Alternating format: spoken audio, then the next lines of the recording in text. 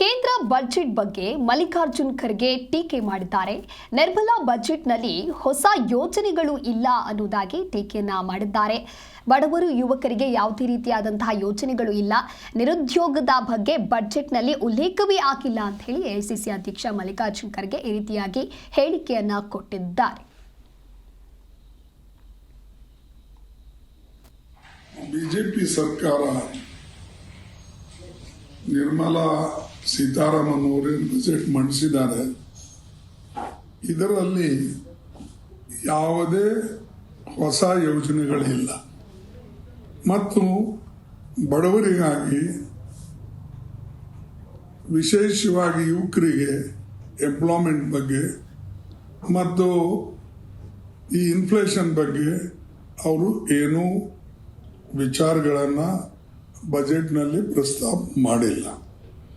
ಮತ್ತು ಅವರು ವಿಶೇಷವಾಗಿ ಏನು ಹೋದ ಸಲ ಎಜುಕೇಷನ್ ಆಗಲಿ, ಸೋಷಿಯಲ್ ಜಸ್ಟಿಸ್ ಆಗಲಿ, ಟ್ರೈಬಲ್ ಅಫೇರ್ಸ್ ಆಗಲಿ, ಮೈನಾರಿಟಿ ಅಫೇರ್ಸ್ ಆಗಲಿ, ಇದಕ್ಕೇನು ಹಣ ಇಟ್ಟಿದ್ರು ಆ ಹಣ ಇವರು ಖರ್ಚು ಮಾಡಿಲ್ಲ.